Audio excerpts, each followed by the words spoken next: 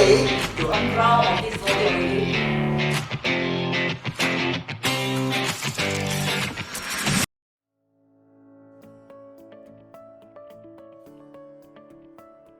I always prioritize my work according to the urgent tasks as well as those that are according to the visions and the missions of the UC, as well as make sure that the communications part to the stakeholder of the UC as well as to my fellow colleagues. So I always start with like putting down to-do list, that those things that I really need to complete urgently, and then followed by the importance, and try to finish everything before the deadline. Usually I will keep a diary and check my calendar routinely, and to make sure we practice a habit. We try to finish daily work. Of course, impossible to finish your work by 24 hours or even the 8 hours working hours. But we try our own best. If the things keep on pending, we also feel not nice. Sometimes, the priority and urgent work, we have to settle it. So the principle is that we keep a diary and check a calendar routinely or check a planner, and you make sure your things will be answer to people or reply to the people or settle the work on time. Okay, two things. First, we look at the urgency and importance of the task that we need to deliver, and of course, set priority according to these two main criteria. And for me, planner is the main tools that I'm using. So planner will be giving us a clear picture of what we do. So of course, everything that we do, there must be a clear direction, a clear planning. So planning is important. We look at the plan, let's say for the entire year, this year 2023. So entire year, we do have a yearly plan, we have a monthly plan, we have weekly plan, we also have a daily plan. So the planner gives us a very clear picture on how to set the priority as well. So whenever the planner is well organized, this will ensure us to complete all the tasks that we have already put in place. So that's how I myself manage my time.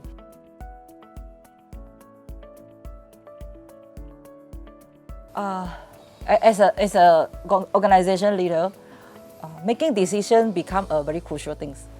So at our position, we need to realize, we need to identify what type of decision that we need to make. And also, for me, making decision, there are also some guidelines that we can refer. An example, the decision that link to the outcome. Okay, so we also look at the impact of the decision that we are going to make. So if let's say the impact is big, then therefore we need to have more effort, more analysis, more resources in order to make the decision. Because we were worried we made the wrong decision, and this will create a much bigger negative impact. If the decision not really give a big impact, then it's fine. Even though we make a wrong decision, also doesn't matter. Never mind, we do it again, we find another solutions and so on. I think as a politician holding the position as an EXCO in charge for youth and sports, actually we always facing these difficulties to make correct decision. That's why you have to stay calm and put things priority, and also try to find a best solution to minimize any defect or to minimize the problems. And of course, we cannot make everyone happy, but we try our best to make the decisions and to solve it. Sometimes people have to take it a win-win situation. As we always mention, how to achieve both sides happy, win-win situation, or everyone happy. And you need to make the fast and accurate decisions. I think the difficult decision is in fact more challenging. However, I think YB has also mentioned that you have to make sure that when you make decisions, you have to be calm, and at the same time that you have to make sure that this is the right decisions. When you say right decisions, it may not it may not be the best the best answer to everyone. But of course, when the decision made, I'm sure that there is a reasons behind, and as long as you have the organizations in mind. For instance, as a VC, I always have to put the visions and the missions of the UCs in mind, then it will never go wrong. So that is how I think we handle in terms of difficult decisions. I think sometimes we find that this is the best decision, but in terms of other parties, they interpret it, this is not the best decision and solution. We can have a best or a better decision. So that's why the interpretation of the different parties also we have to Could be quite different. quite difficult,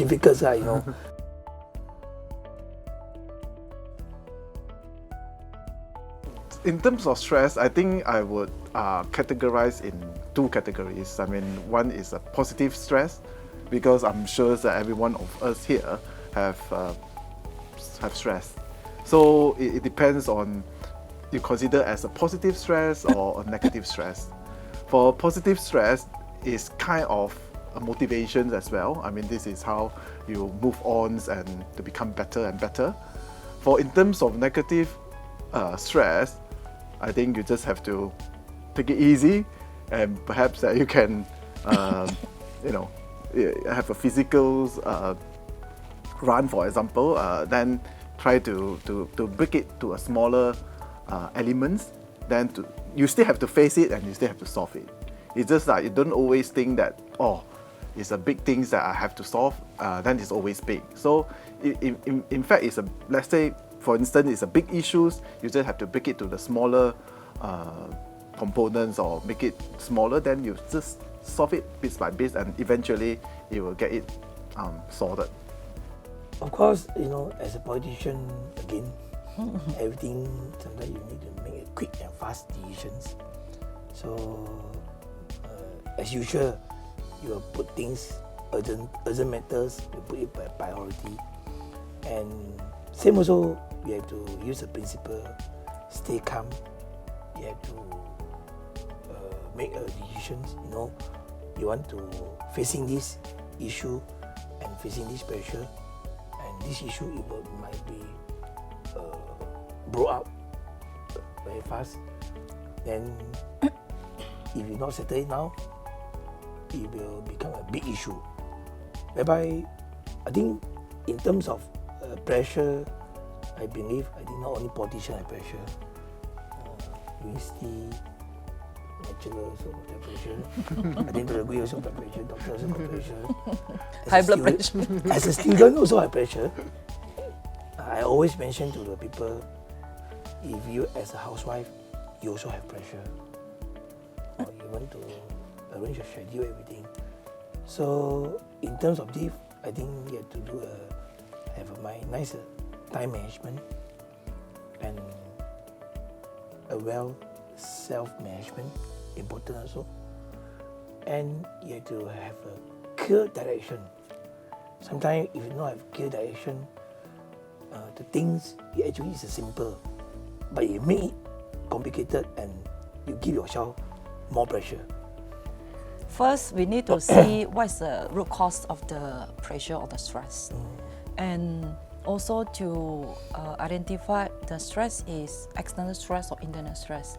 So external could be all kind of things come to you, and then internal could be your own personal thinking, think too much, think too negative. So the stress level will be actually double. And in order to cope, sometimes we feel more stressed whenever things come to us. We don't handle it or we avoid it. We actually feel more stressed because we cannot avoid to handle those things. So in order to overcome the stress, one of the way that we do, just do it. And whenever we try our best, we get it done, the things, then the stress will just say bye-bye to you. And also, a lot of time we feel stress is because our personal capacity is not really there. And expectation, just I talk about expectation. The expectation is so big, so many, from the many stakeholders, internal, external. Even though we do have the expectation from the government side because we are a government agency. And looking back on our internal, where we are, our capacity within the organization. So in order to cope with all this stress, first we need to continue to enhance the capacity, the resources. One of the ways that a lot of people feel stressed, one of the root cause is they do not have the skill that required to perform the job. So in order to release all this stress, they need to really pick up themselves and acquire the skill and perform it. Then the stress actually say bye-bye to you also. One of the ways that I use is always self-talk. Talk to ourselves, we need to psycho ourselves. I always tell them, no stress, no fun. Okay, so how actually to regulate our emotion. And then got my friend say, crazy are you? But no matter how, we cannot just run away, say, oh no to stress, cannot. We still have to face it. So it's just to get ourselves ready, regulate our mind and emotion to face it, and then pick up, do it, and then move on. Yeah, so that is how the process.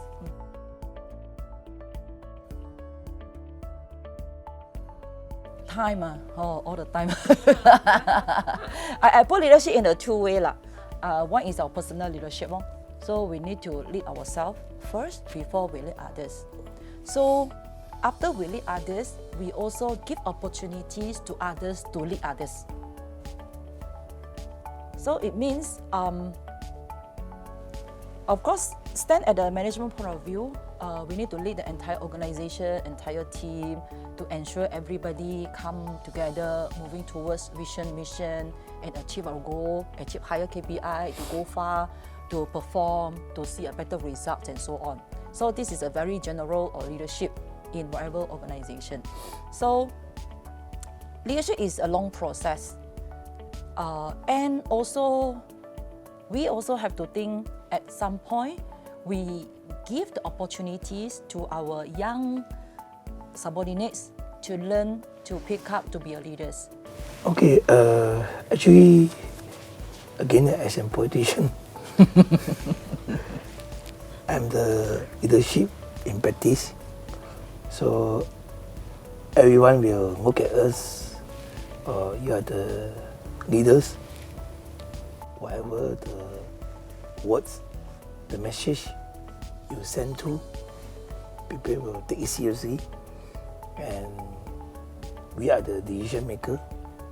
So of course, we have to set a very good leadership example. Especially I in charge for this youth portfolio. It's very important, whereby the youth, you want to make sure the youth to follow the correct way and the correct direction, whereby we have to build more future leadership. That's why I say the youth is very important. And you want to have a better and more leadership, leaders in future, whereby we have to promote and organize more leadership camp, leadership training, leadership banker program, which will benefit to them. Yeah. To me, again, I think I would totally agree with what YB and Dr. just mentioned. because in fact it applies the same in the UC context as well. I guess that what YB was trying to say is being a role model to the youth. So it's similarly to the UC as well, that as a VC, I also have to be a role model to the to all of the stakeholders in the organizations. And besides that, like what Dr. Gwee mentioned about, she has mentioned about the let the subordinate. I would agree with her as well. I just want to add one more thing: the trust to our subordinate is important, and to train them to being a leader as well. As a VC, it is impossible. It's similar to YB as well as Dr. Gwee as well. It's impossible for VC to do everything because it's I believe that the YB is even more challenging work that he is handling. So the trust, and also let the right people to do the right things. Yes. So you have to give the trust and support to your own staff. As a leader, sometimes I always think that it's our responsibility to protect our subordinate rather than just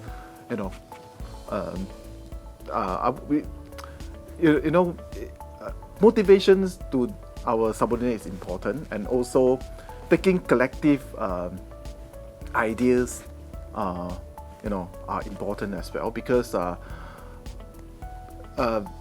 those people, in fact, in some junctures, they are better than you, because I believe YB and also Dr. will also agree with me as well that, even YB, for example, he doesn't know everything, isn't it? Yeah, he still need to let his subordinate or let his people to support him and to make the whole things project work. So that's why it's important to get a collective support, and also that I would say that is a good leader, and also the trust to your colleagues. That's why I seldom call my staff as a staff. I always like to call them as my colleagues, because we are together. We work for the betterment of the organizations.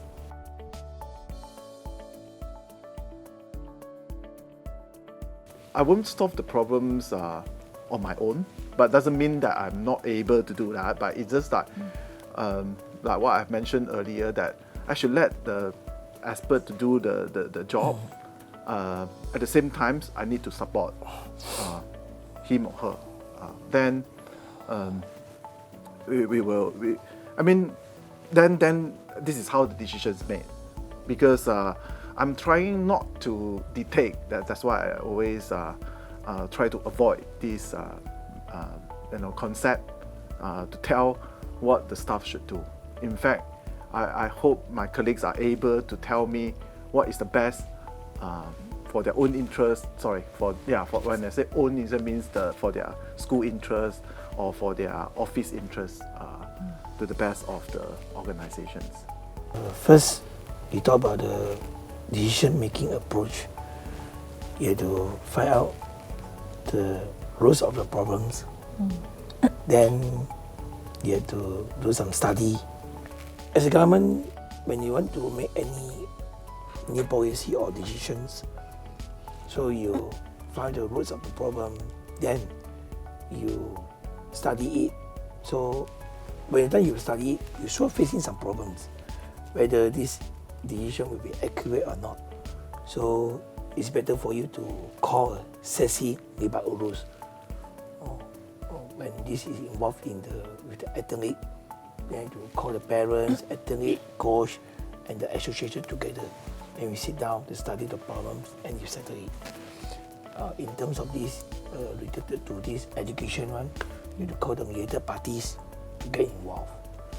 When these all parties come in and get involved, slowly they will give you some comment, idea, suggestions, views. Then only come to next, the solution making approach.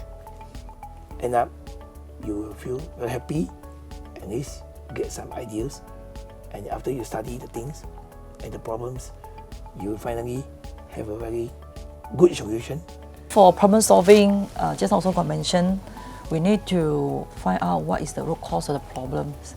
And problems has been happened, we can't go back and say no. So we have to solve it. First, we do the analysis, fact finding, to find out the reason behind, and then also looking at the alternative. Of course, it's a good idea, sesi lima urus, call the relevant stakeholders to have a discussion and then come up with the alternative and do the cost benefit analysis as well.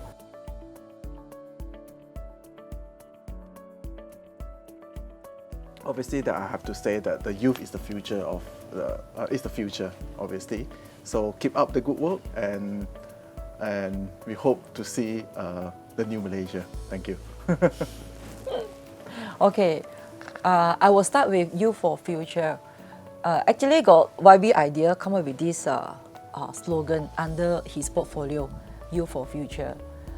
Youth is our future. Nobody can deny it. And that's why we place the importance on our youth. So hopefully our youth is able to continue to move on, to continue to improve, continue to learn new things. The world is full of challenges. If we never learn, we will not be able to actually fit to this, not Penang, not Malaysia, but it's a this global environment. And in order for the country to move on, to be developed, we have to rely on our young people. So hope the young people is able to continue to pick up and really strive for it for the betterment of our country. As a student or as a youth, you have to always practice the principle, brave enough to facing any problems or any challenges. Second, when you facing any challenges, so you must take a very efficient step or efficient role or method to solve it. So when you solving the problems, so you will find some obstacle. Don't easily give up. You can always share with someone. So you can always share with someone and not easily give up. Find the friends or view, comment from anyone. You take it, then end up, after you digest it, you will get the answer and get the solution. So we call it best solution. Always must remember, today, if you cannot achieve your goal, doesn't matter. The principle always say, you never give up. You still have a better tomorrow. Youth for Future.